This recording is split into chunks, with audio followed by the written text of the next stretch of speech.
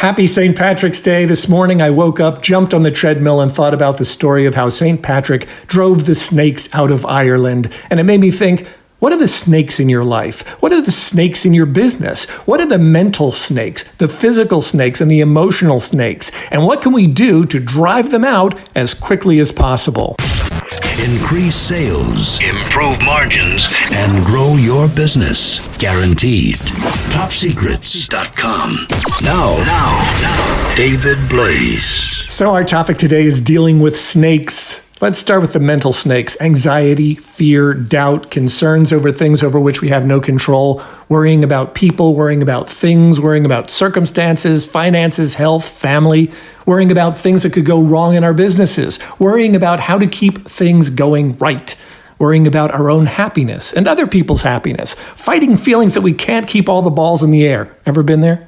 We can't keep everyone happy. We can't even keep the train of our own lives on track and moving in the right direction most of the time. It's a lot of stuff to be concerned about, but we have to realize that all that anxiety, all that fear, all that worry, it's all internal. It's not actually about what's going on in the outside world. It's about how we're processing it internally.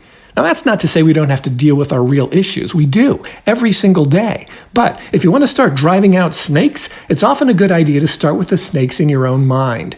Recognize that our fears don't make things better. Our worries don't make things better. Our anxieties certainly don't make things better. In fact, they almost inevitably make things a lot worse. And not just for ourselves, but often for those around us. So step one is to identify the snakes that need to be purged from our brains. Write them down and put together a plan for addressing that. So we started with the mental snakes within us. Now let's talk about the snakes on the outside.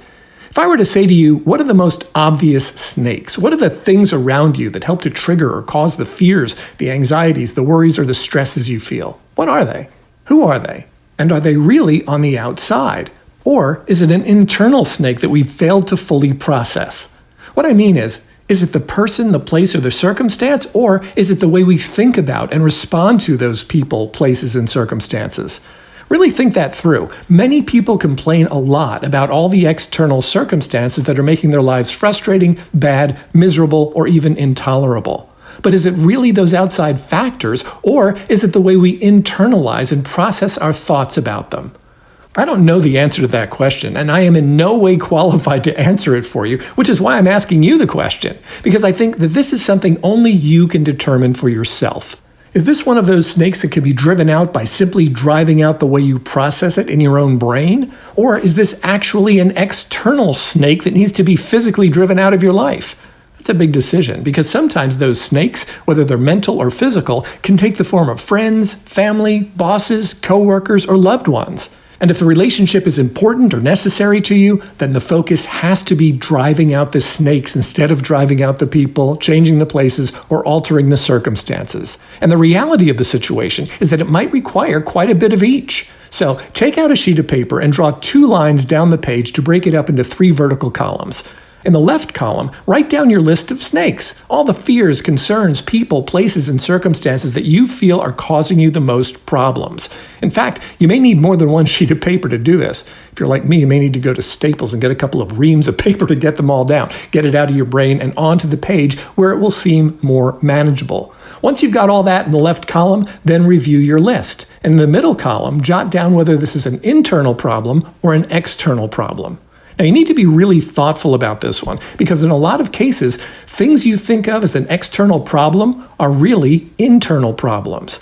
This is particularly true when you're concerned about exterior and perhaps global forces that are completely outside of your control or your sphere of influence.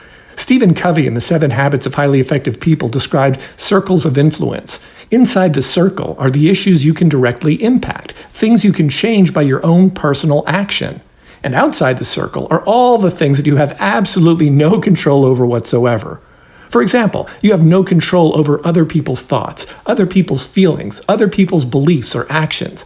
So when their thoughts and fears and beliefs and actions bother you, whether it's a difference of personal opinion, political opinion, or business differences, religious differences, recognize that this is almost entirely out of your sphere of influence.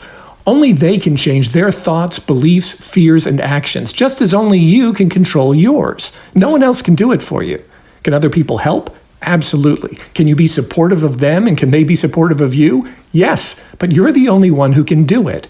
So, as you're making your way through this list and deciding if a snake you're trying to drive out is internal or external, recognize that in many cases it's going to be an internal issue that you may be mischaracterizing as an external force.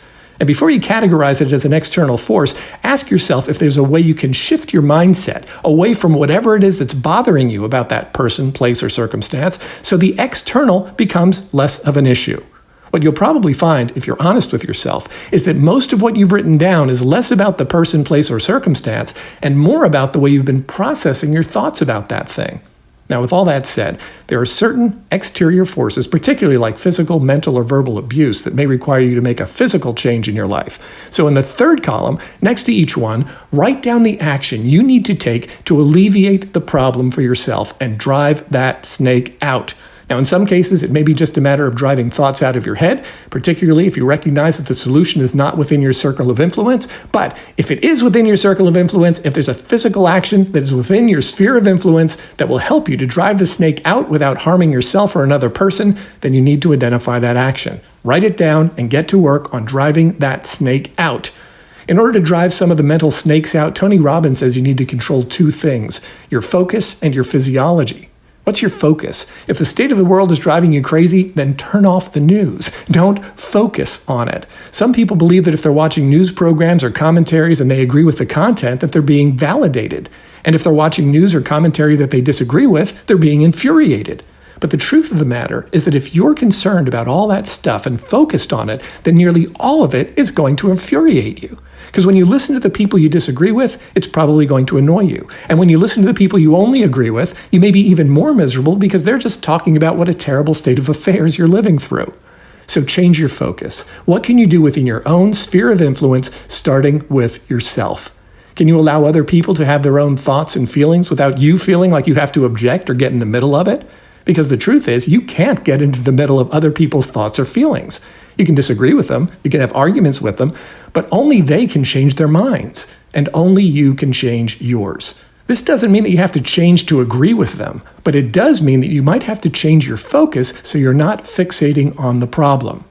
Imagine you have a fear of spiders and you see a spider on the floor. The 24-hour news cycle for many people is like staring at that spider all day, all night, watching every place it goes, every surface it touches, every little pellet it drops, and every nook and cranny it explores. For many people, that's what watching the news is like. It's the ideal way to make yourself feel helpless, fixated, and sick.